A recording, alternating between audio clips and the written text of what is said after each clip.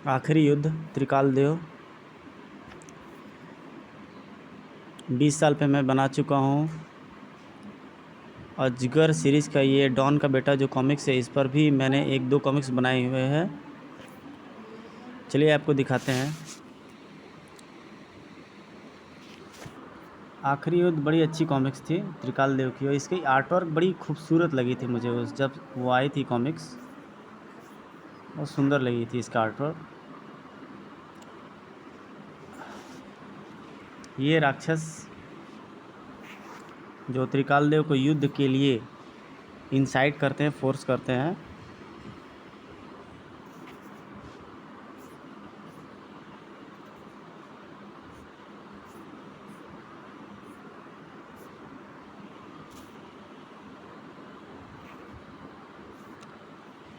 सभी कहते हैं कि त्रिकाल देव को आखिरी युद्ध उसके साथ ही लड़ना होगा। खूंखारा, महाक्रूर, रुद्रा, ये शाशिका और एक रहस्यमय नौकापोश।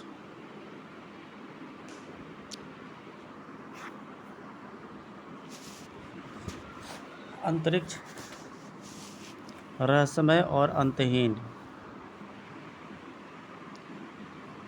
जहाँ सूर्य के इर्द गिर्द परिक्रमा करते अनेक ग्रहों पर जीवन व्याप्त है, लेकिन हम यहाँ जीवन की नहीं मौत की बात कर रहे हैं। जी हाँ, मौत की, जो धूमकेतु के इन 4 टुकड़ों के रूप में तीव्र गति से बढ़ रही इन चारों ग्रहों की ओर नेस्तनाबूद कर देने के लिए। ये रहे उन ग्रहों के चिंतामगन शासक, क्रूर ग्रह सम्राट महाक्रूर, खूंखार ग्रह का स्वामी खूंखारा, सोम ग्रह की राजकुमारी सूर्या, रौद्र ग्रह का शासक रुद्रा। चारों विपत्ति से बचने के लिए पहुँचे थे सौरमंडल के अपने गुरु अधिराक्ष के आश्रम में। ठीक 10 दिन पश्चात सुम धूमकेतु के टुकड़े हमारे ग्रहों से टकरा जाएंगे, और उनकी टक्कर इतनी भयानक होगी कि चारों चारों ग्रह टुकड़े टुकड़ों कर ब्रह्मांड में चूर्ण की भांति बिखर जाएंगे। अब तो आप हमारे ग्रहों का अस्तित्व आप ही बचा सकते हैं गुरुदेव। कोई उपाय बताइए ताकि 10 दिन पश्चात आने वाली प्रलय को रोकी जा सके। काश उसे रोका जा सकता। मेरी समझ शक्ति अभी उन धूमकेतु के उन टुकड़ों को विखंडन नहीं कर सकती। ऐसा मत कहिए गुरुदेव, जब मुसीबत है तो उसका उपाय भी होगा। है एक शक्ति, पर वह केवल धूमकेतु के एक ही टुकड़े का विखंडन कर सकती है। तुम्हारे चारों ग्रहों में से किसी एक ग्रह का अस्तित्व बचा सकती है वह शक्ति। अब ये तुम पर निर्भर करता है कि अपना ग्रह बचाने के लिए उस शक्ति को कौन हासिल करता है। वह शक्ति कौन सी है गुरुदेव, हमें बताइए, हम अपनी जान पर खेलकर भी उसे प्राप्त कर लाएंगे। अधिराक्ष ने बताया उस शक्ति के बारे में फिर कठोर शब्दों में बोले। उस शक्ति, उस धारक के विषय में तुम्हें जो बता सकता था बता दिया। अब तुम चारों में से जो भी अपने बाहुबल पर सर्वप्रथम उसे प्राप्त करेगा वही अपने ग्रह को बचा पाएगा। मगर तुम सब एक बात का ध्यान रखना, यह युद्ध धर्म के आधार पर होगा, अर्थात युद्ध में तुम पर पहला वार वह करे ऐसा माहौल बनाना होगा तुम्हें। अगर तुमने पहला वार किया तो जल कर भस्म हो जाओगे। चल पड़े चारों चिंतामग्न शासक। अपने ग्रह को बचाने के लिए सर्वप्रथम मुझे ही उससे युद्ध करना होगा। सर्वप्रथम उसका युद्ध मुझसे हो और युद्ध में पहला वार वही करे। ऐसा माहौल बनाने की मुझे कोई चाल चलनी होगी। क्या वह सर्वप्रथम मेरे साथ युद्ध करेगा?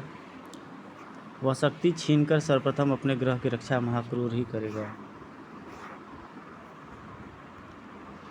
इधर पृथ्वी पर कौशल नगर में चल रही थी अनोखी प्रतियोगिता, तोलमोल के बोल।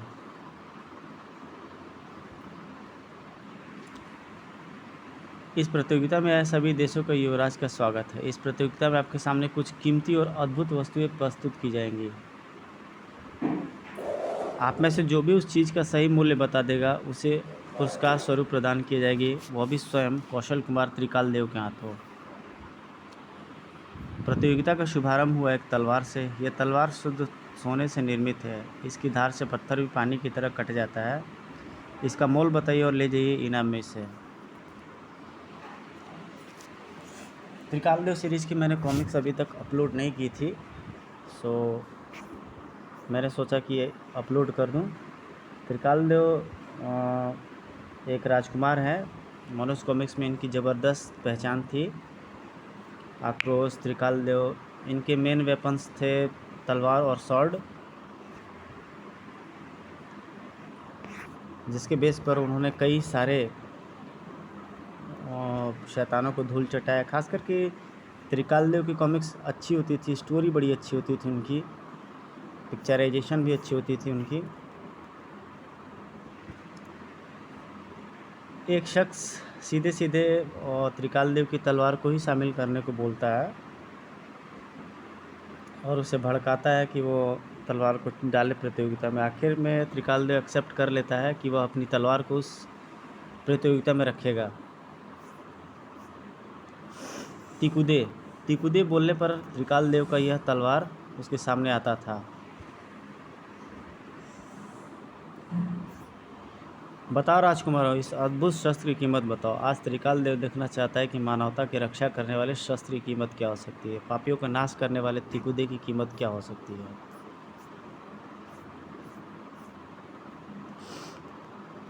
सबके सब चुप हो गए। क्या हो सकती है तिकुदे की कीमत, इस अनमोल शस्त्र की कीमत हम क्या बताएं। जबकि जो वज्र सिंह रहता है उसका कुछ इसमें चाल रहता है, उसका मुस्कान और गहरा हो जाता है। मेरा जो कार्य था वह हो गया। मैंने त्रिकालदेव को उकसाकर तिकुदे को इस प्रतियोगिता में रखवाने के लिए कहा था, अब वह आता ही होगा। तिकुदे की कीमत मैं जानता हूँ। त्रिकालदेव कौन है, वहाँ आ गया। कौन है जो जानता है इसकी कीमत। त्रिकालदेव के मुखमंडल पर भी छा गई हैरानी। कौन हो तुम। यह था वह जिसने आते ही उठा लिया था तिकुदे। हा हा हा। इस तिकुदे की कीमत यहाँ बैठे लोगों की जुबानें नहीं बता सकते त्रिकालदेव। इसकी कीमत वही बता सकता है जिसे इसकी ज़रूरत है, यानी मुझे, क्रूरा सम्राट महाक्रूर को। महाक्रूर, त्रिकुदे को अपने स्थान पर रख दे, वरना व्यर्थ में लहू बह जाएगा तुम्हारा। महाक्रूर के अधरों पर आज हमें ठहाक है। लहू बहाने वाले लहू बहाने से नहीं डरते त्रिकालदेव। त्रिकालदेव ने आह्वान किया, त्रिकुदे।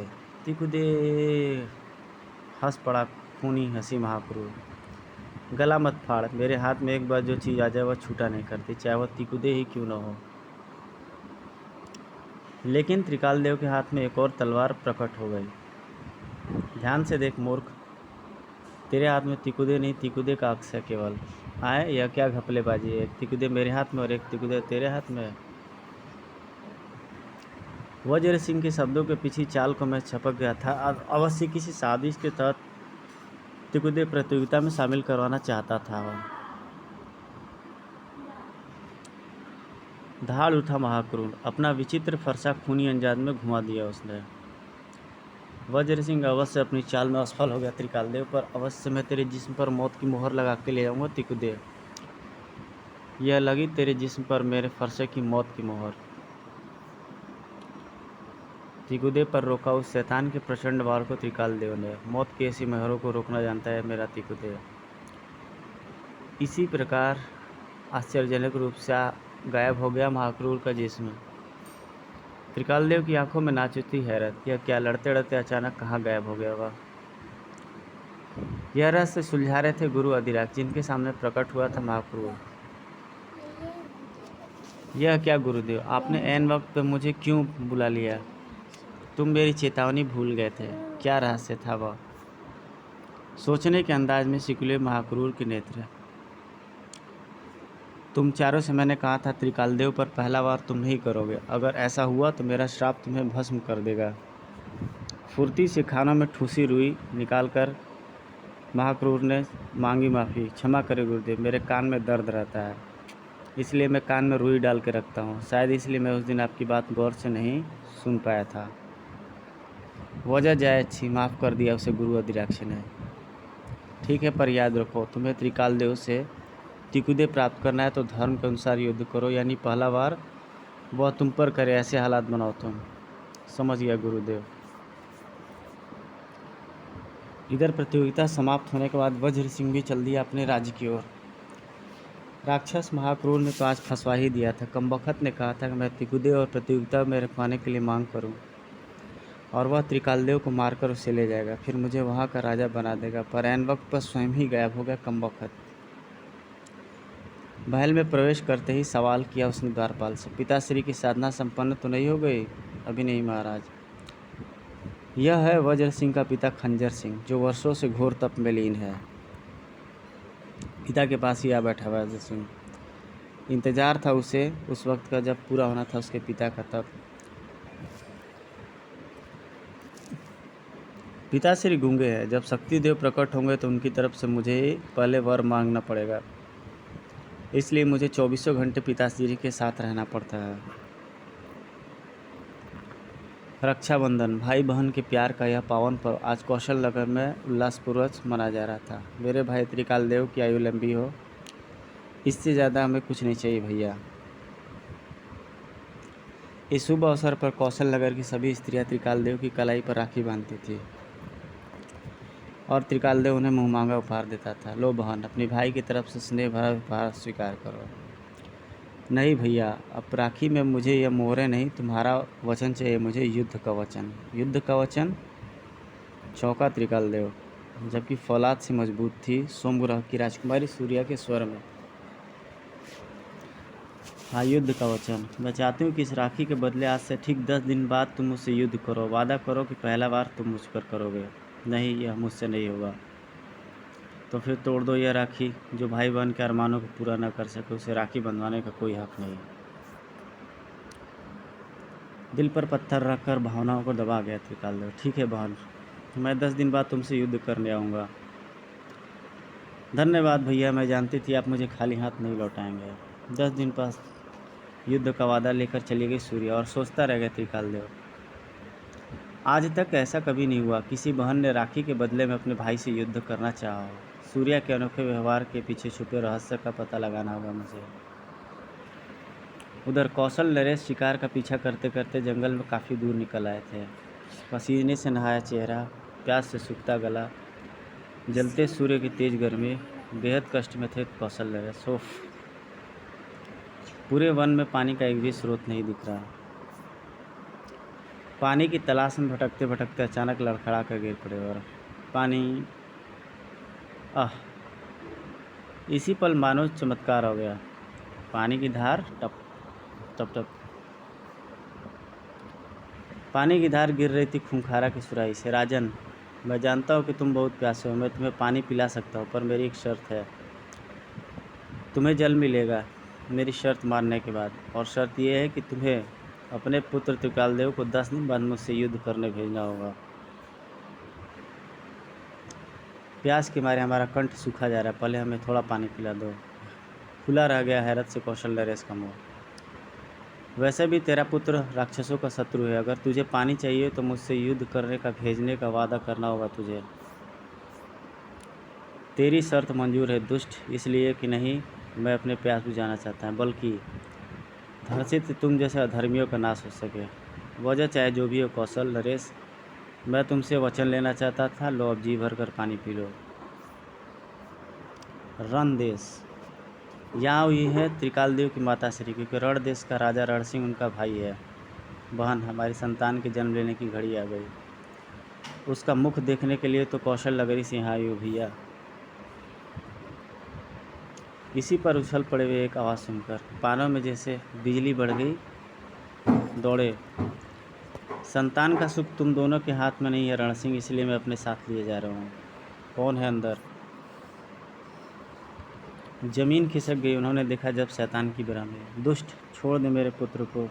विवाह के 10 वर्ष पश्चात हमें पुत्र धन प्राप्त हुआ है। इसे तू नहीं छोड़ा सकता रण सिंह, इसे त्रिकाल देव की माँ छुड़ा सकती है केवल। वाँ वाँ। मैं तेरा लहू पी जाऊंगी दुष्ट। लहू तो पिलाने में आया हूँ मैं अपना, पर तुझे नहीं, तेरे पुत्र त्रिकाल देव को। क्या मतलब? यह कि इस बच्चे को इस शर्त पर बख्श सकता हूँ कि तू आज से 10 दिन बाद अपने पुत्र त्रिकाल देव को मुझसे युद्ध करने भेजेगी और कहेगी कि युद्ध की शुरुआत भी वही करे, मुझ पर पहला वार करके। त्रिकाल देव की माता सिंहनी सी गुर्राई। त्रिकाल देव मेरा लाल है मूर्ख, उससे लड़कर क्यों अपनी माँ की कोख सुनी करवाना चाहता है? यह तो मैं उसी को बताऊंगा। तू बोल, वादा करती है या इस पिल्ले को मुट्ठी में ही मसल दूँ? ठीक है, तेरे पास मैं 10 दिन बाद त्रिकाल देव को भेजूंगी। तुझ जैसे दरिंदे का शीश उतार कर मुझे अपना मुंह दिखाए। कौन किसका शीशा काट कर पटकता है ये तो वक्त बताएगा। अभी तो मैं जाता हूँ। इधर वज्र सिंह का तपस्या पूरा हो गया था। वत्स, आंखें खोलो, हम तुम्हारी साधना से अति प्रसन्न हैं। ओह, शक्तिदेव प्रकट हो गया। गूंगे बाप ने आँख खोल दी पर वर मांगा पुत्र ने। हे शक्तिदेव, मेरे पिता गूंगे हैं, वो बोल नहीं सकते, अतः उनकी तरफ से वर मैं मांगना चाहता हूँ। यदि तुम्हारे पिता को ऐतराज़ न हो तो हमें कोई आपत्ति नहीं है। वज्र सिंह। वज्र के पिता ने हाँ में हिलाई गर्दन और दे दी मंजूरी। मेरे पिता ने स्वीकृति दे दी है देव, अब तो आपको ऐतराज़ नहीं होना चाहिए। स्वीकृति मंजूर। वत्स, मांगो, क्या मांगते हो? बहुत ही विचित्र वरदान मांगा था वज्र सिंह ने। हे देव, मैं चाहता हूँ कि अगर मैं अपने शत्रु से युद्ध करूँ और युद्ध में वह जीत जाए तो वह युद्ध उसके ज़िंदगी का आखिरी युद्ध हो, अर्थात उसके अंदर युद्ध करने की प्रवृत्ति ही समाप्त हो जाए, यानी वह कभी दोबारा युद्ध करने को राजी न हो। शक्तिदेव ऐसे देव में जाते थे जिन्हें बिना सोचे समझे तथास्तु कहने की आदत होती है। तथास्तु कह वह अंतर्ध्यान हो गया और झूम झूम कर नाच उठा वज्र सिंह और उसका गूंगा बाप। अब पूरी पृथ्वी हमारे कदमों तले होगी। इधर गुरु अधिराक्ष के आश्रम में। महाक्रूर, तुम अब तक त्रिकाल देव से युद्ध करने नहीं गए? गुरुदेव, अब मुझे जाने की आवश्यकता ही नहीं है, क्योंकि त्रिकाल देव स्वयं युद्ध करने यहाँ आ रहा है। ऐसा उसने राजकुमारी सूर्या से वायदा किया है। जब वह यहाँ युद्ध करने आएगा तो स्वयं उसे त्रिकुल्य हासिल कर लूँगा और अपने ग्रह की तरफ बढ़ने वाले धूमकेतु के टुकड़े को नष्ट कर दूंगा।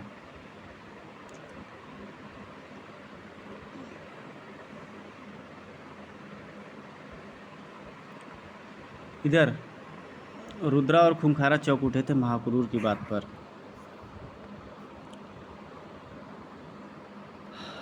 और उनका जो गुरु अधिराक्ष था वह चिंता में पड़ गया। पर मेरा विचार है कि वह तुम में से किसी के साथ युद्ध करने नहीं आ पाएगा। तीनों परेशान होगा। क्यों गुरुदेव? क्योंकि त्रिकाल देव से युद्ध लड़ने वज्र सिंह चल पड़ा है और ये युद्ध त्रिकाल देव का आखिरी युद्ध होगा। इसके बाद त्रिकाल देव में युद्ध लड़ने की प्रवृत्ति खत्म हो जाएगी।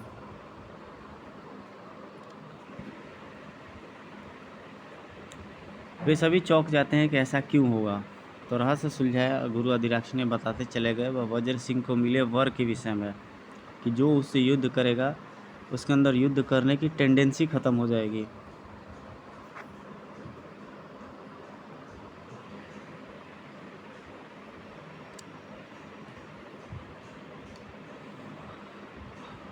जब उसमें युद्ध की प्रवृत्ति नहीं रहेगी तो वह तुमसे युद्ध करने क्यों आएगा? और आ भी गया तो पहला बार तो वह क्यों करेगा, जबकि मैंने तुम्हें श्राप दिया है। यदि पहला बार करोगे तो जलकर भस्म हो जाओगे। अब सबकी सांसें गले फंस गई।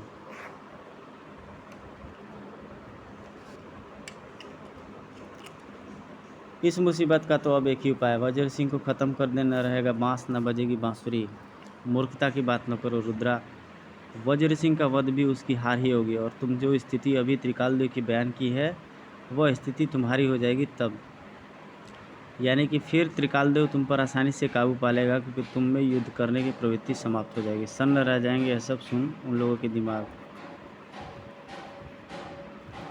मगर आज युद्ध हार करने जा रहा था वज्र सिंह, हारने के लिए। एक बार त्रिकाल देव से हार जाऊं उसके बाद उसमें युद्ध करने की प्रवृत्ति समाप्त हो जाएगी और फिर दूसरा हमला करके मैं उसे आसानी से परास्त कर दूंगा। आक्रमण की खबर त्रिकाल देव तक लेकर पहुंचा सेनापति जंगी। वज्र सिंह ने हमारे राज्य पर आक्रमण कर दिया और आपको ललकार कर युद्ध के लिए बुला रहा है। उस दुष्ट की इतनी हिम्मत, युद्ध की तैयारी करो सेनापति, हम उसकी ललकार का मुंह तोड़ जवाब देंगे। उधर रुद्रा एकाएक बोल उठा, मुझे ऐसा तोड़ सूझ गया है साथियों कि त्रिकाल देव को हमसे युद्ध करने आना ही पड़ेगा। कैसे?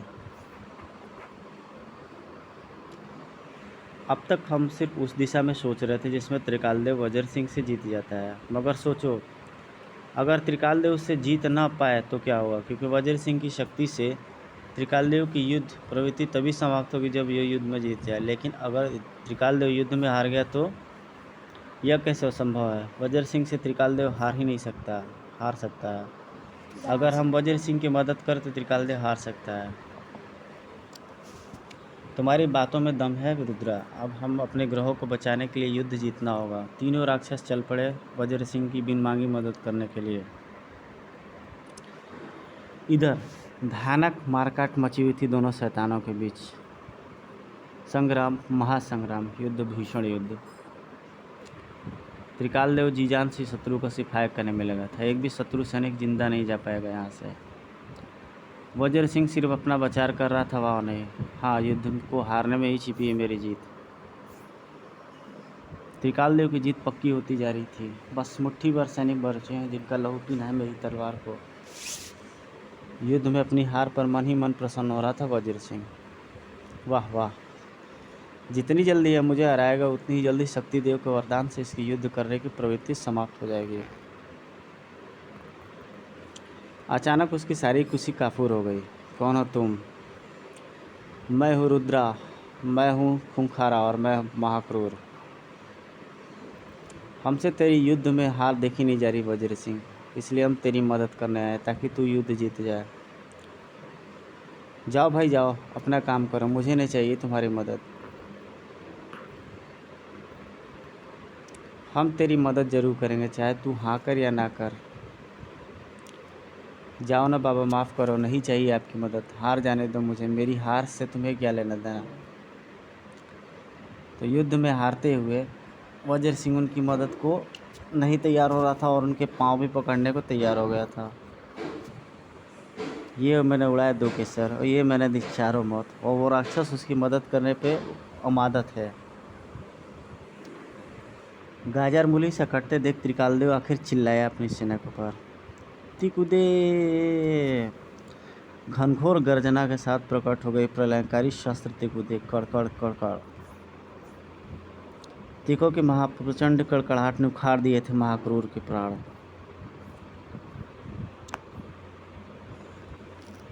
ओह!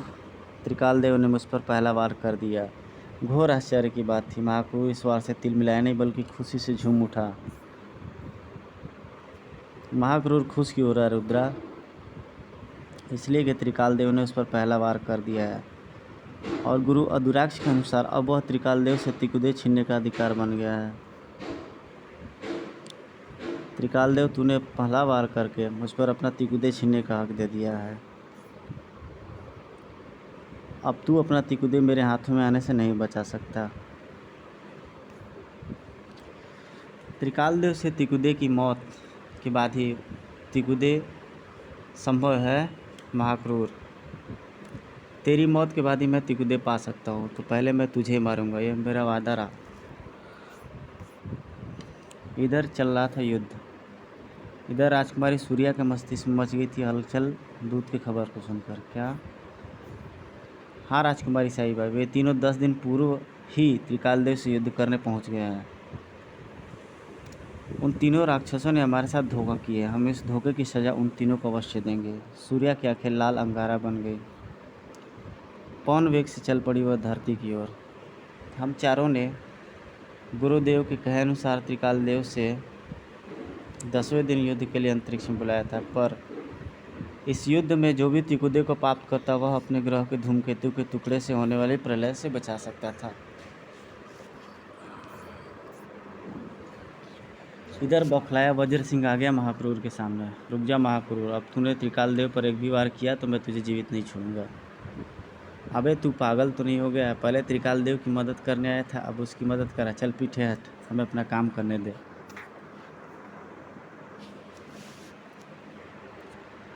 बौखलाया सा वज्र सिंह दहाड़ उठा मददगारों के खिलाफ युद्ध का ऐलान करता हुआ। सैनिकों आगे बढ़ो, इस राक्षसों के लहू से लाल कर दो ये जमीन। मगर तब तो हैरान रह गया वह जब ना आगे बढ़ा एक भी सैनिक। क्या बात, हमला क्यों नहीं करता? महाराज, लगता है आपके दिमाग का कोई पैच हिल गया है। छोड़ छोड़ बाबू बाबू, नहीं पूछा।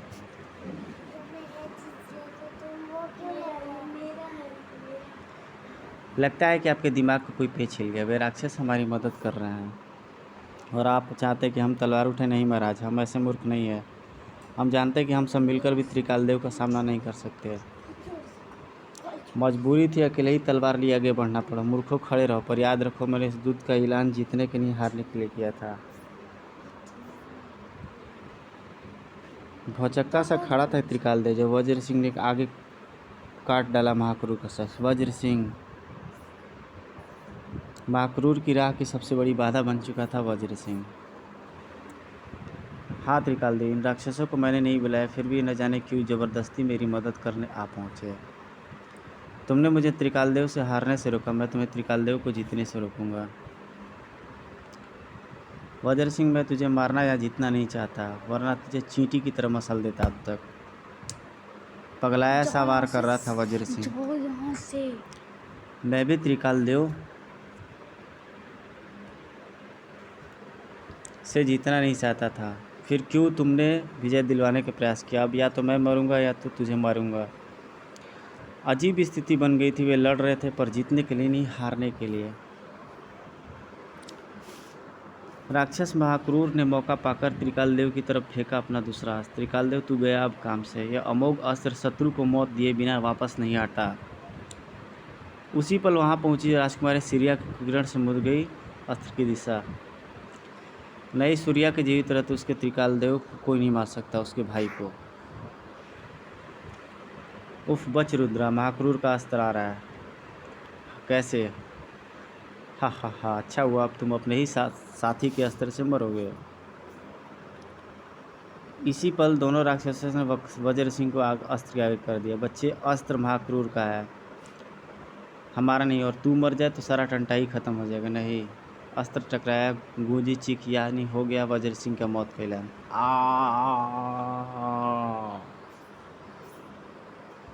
वज्र सिंह की मौत के साथ सन्नाटा छा गया। मैदान छोड़ गई उसकी सेना, रह गए सिर्फ 5।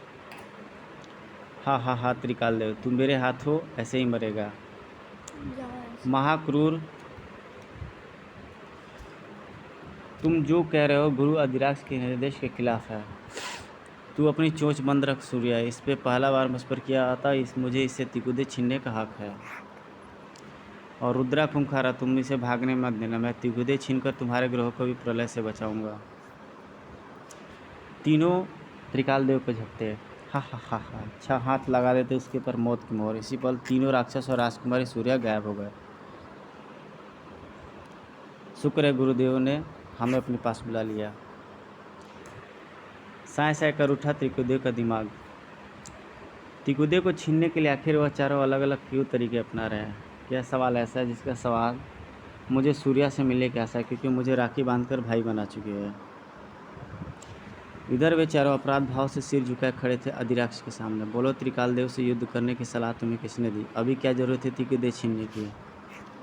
यह सब महाक्रूर के कारण हुआ है। पर गुरुदेव, हम यदि त्रिकुदेव को ले आते तो क्या गुनाह करते?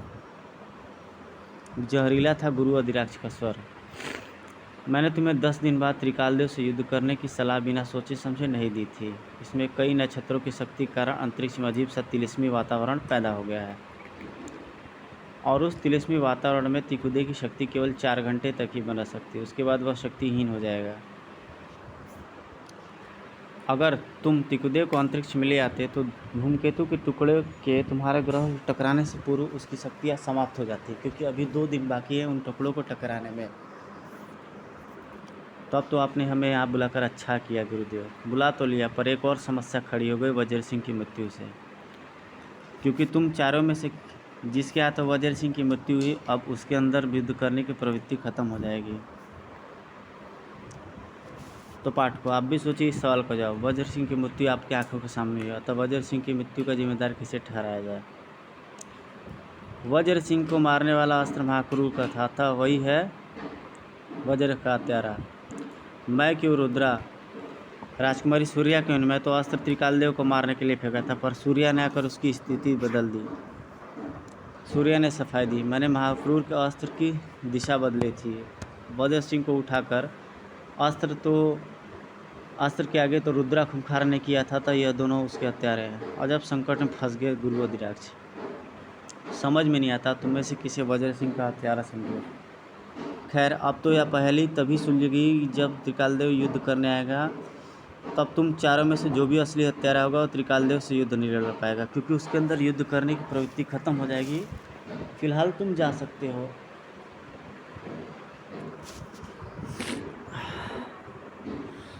गुरु अधिराक्ष की आज्ञा पाकर राजकुमारी सूर्या अपने ग्रह वापस लौटी थी कि त्रिकालदेव को देखकर चौंक पड़ी।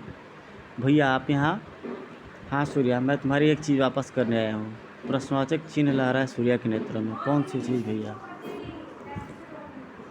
जवाब में लहरा दी राखी त्रिकालदेव उसकी आंखों के सामने। राखी जिस भाई की योग्यता पर बहन को शक हो, उस भाई को अपनी कलाई पर बांधने का हक नहीं होना चाहिए। नहीं भैया, ऐसी बात नहीं है। ऐसी बात है सूर्या। इसलिए राखी बांधते वक्त तुमने मुझे क्यों नहीं बताया कि धूमकेतु के टुकड़े तुम्हारे गृह पर प्रलय मचाने वाले हैं, और उन टुकड़े दो कि मेरी तिकुदे की शक्ति रोक सकती है। बोलो बहन, राखी बांधते वक्त तुमने मुझसे उपहार में युद्ध क्यों मांगा? अरे पारी, तो अपने भाई से उपहार में तिकुदे भी मांग लेती तो भी मैं इनकार नहीं करता। सचमुच में गलती पर थी, मैं कसूरवार थी आपको कि मैंने अपने भाई को छोटे दिल वाला समझा, मगर यह सब गुरु अधिराक्ष के निर्देश पर हुआ। वे चाहते थे कि हम तुम्हारे से युद्ध करके तुम्हें हराकर तिकुदे प्राप्त करें। मुझे पूरी बात बताओ बहन। सूर्या के मुख से सारी बातें जानकर चौंक उठा था त्रिकालदेव। ओह, तो इसीलिए तुमने राखी के बदले मुझसे युद्ध करना मांगा? और सूर्या शुरू से अंत तक सब बताती चली गई। हाँ भैया, क्योंकि मैं नहीं चाहती थी कि राखी के बदले तिकुदे मांगकर राखी को बदनाम करूं। बांध दी उसने फिर त्रिकालदेव को राखी। अच्छा बहन, अब मैं चलता हूँ। परसों युद्ध के दिन ही अब मिलन होगा हमारा, 10वां दिन अर्थात युद्ध का दिन। युद्ध की तैयारी मिलिन त्रिकालदेव चौंक उठा था अपने पिताश्री माताश्री की बात सुनकर। यह अब क्या करे पिताश्री माताश्री? पुत्र, तुम्हें सबसे पहले खूंखारा से युद्ध करना है। उसने पानी पिलाकर हमारी जान बचाई थी और हमने उससे वचन दिया था कि हम उसे युद्ध करने भेजेंगे। त्रिकालदेव की माताश्री वैसे ही वजन करी थी। त्रिकालदेव, मैं भी छत्रानी हूँ, मेरा दूध पिया है तो सबसे पहले अपने माता का वचन निभाना। मगर मैंने भी तो एक वचन इस राखी से बांधने वाले को बहन को दिया है माताश्री पिताश्री। भाई अब तो फंस गया त्रिकालदेव वचनों के फेर में।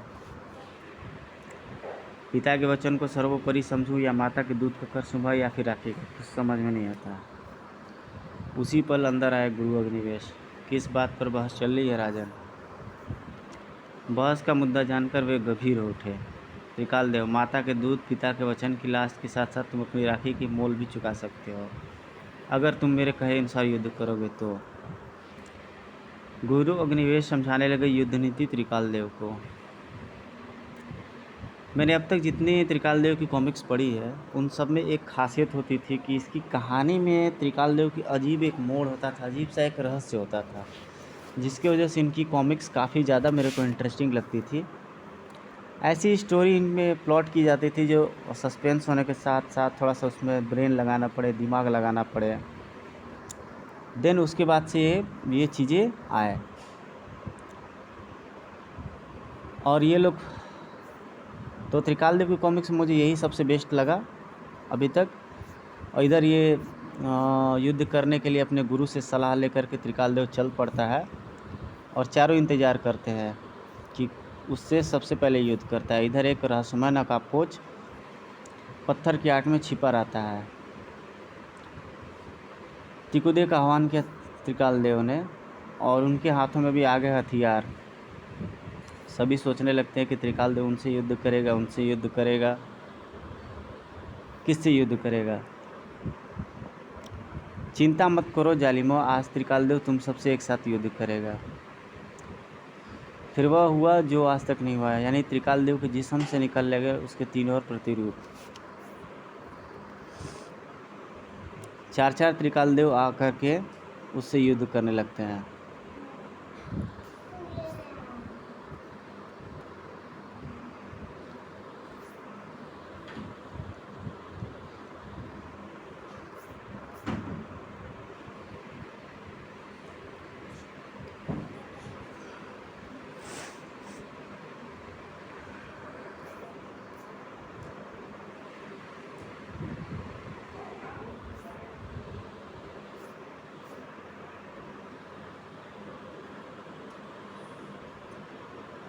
इधर सूर्य और त्रिकाल देव में युद्ध नहीं होता है भाई बहन के रिश्ते को होकर के, फिर भी उसकी बाँह को छील देता है त्रिकाल देव।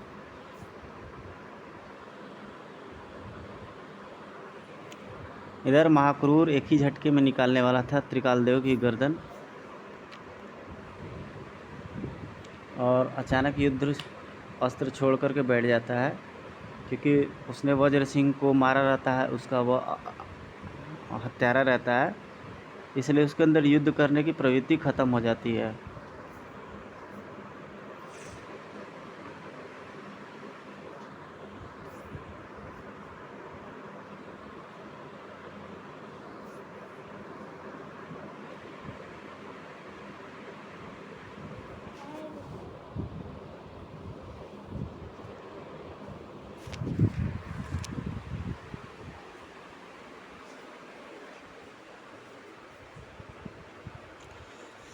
इधर रुद्रा और उन सभी पर अकेले ही भारी पड़ता है त्रिकाल देव।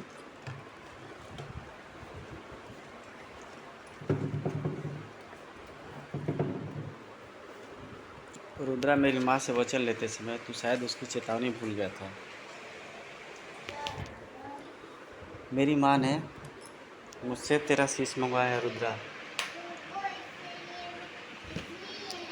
और वह मैं लेकर ही जाऊंगा। भयानक युद्ध चल रहा था पर निर्णय नहीं हो पाया था।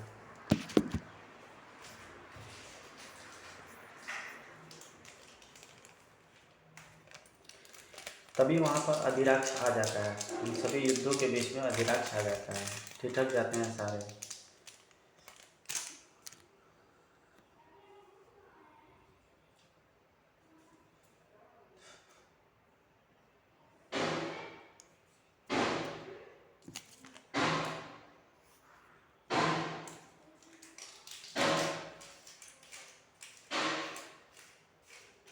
वो उन्हें बताता है कि त्रिकाल देव का मस्तक तब तक युद्ध करना है जब तक वो समय टल जाए।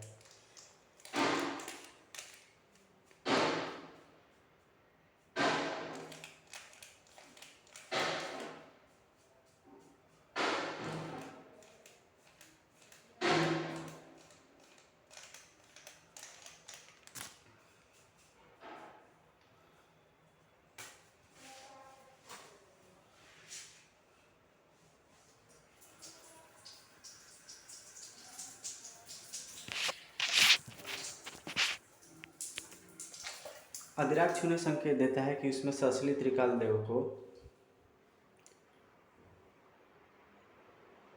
ढूंढ करके मारा जाए, लेकिन सूर्या पहचानती है कि इसमें वो कौन है असली त्रिकाल देव।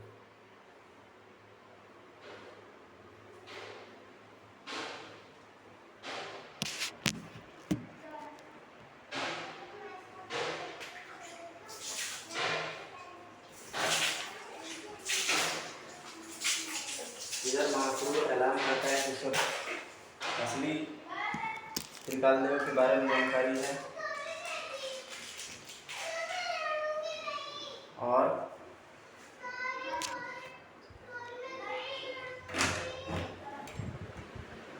और वह काट देता है उसकी गर्दन को।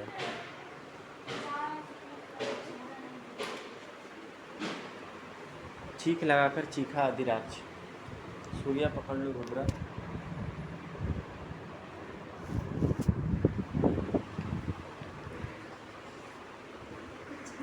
उसे मालूम है कि त्रिकाल देव कौन सा है। रुद्रा ने सूर्या को कैद कर लिया, तभी मिलने लगे त्रिकाल देव के चारों प्रतिरूप।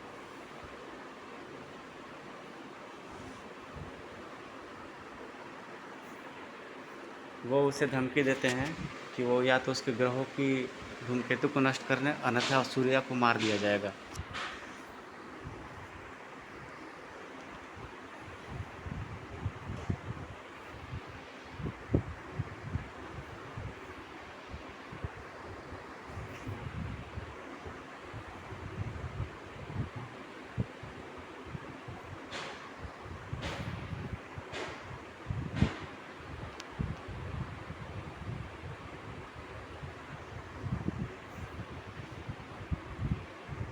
त्रिकुदे जिसने तुम्हें चुराया उस चोर को बांध कर सामने ले आओ। अधिराक्ष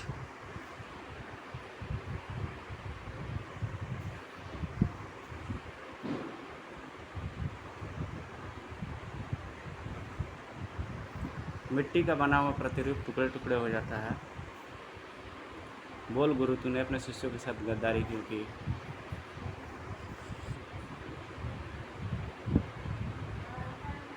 झूठ न बोल सका अधिराक्ष, क्योंकि उससे पृथ्वी पर राज्य जो करना था।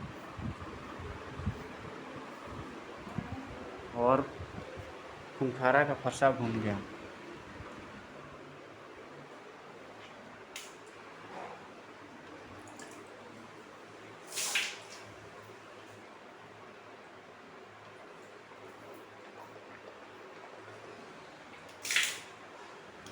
इधर बार कर देते हैं सभी त्रिकाल देव पर।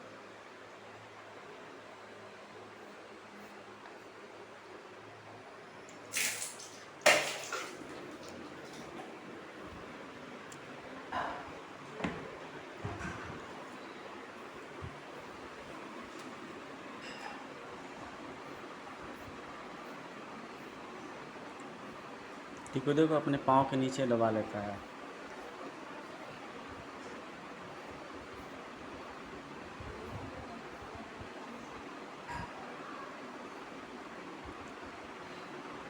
पहला महाक्रूर का पूरा फूटता है।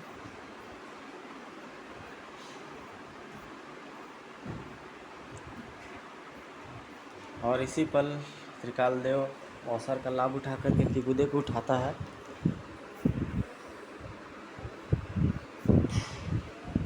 अब छठे और सातवें पल में होंगे तुम दोनों के मौत के पल। त्रिकुदे ने बेरहमी दिखाई, कट गई दोनों की गर्दनें। सिर विहीन धर अड़चनी में गोते लगाने लगे। तीसरे पल रुद्रा का ग्रह भी विस्फोट हो गया, लेकिन त्रिकुदे को चला फेंकता है और अपार शक्ति उसे कई भागों में विखंडित कर गई।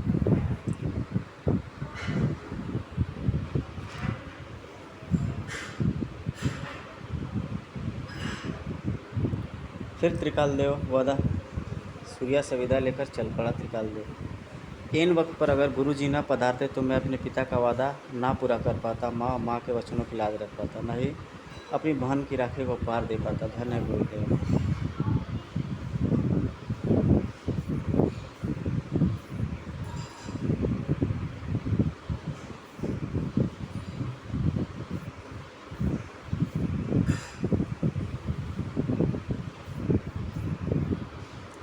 गाइस, कैसी लगी आपको कॉमिक्स ज़रूर आप बताइएगा, और लाइक सब्सक्राइब और कमेंट शेयर ज़रूर करें। आपका अपना दोस्त प्रशांत कुमार।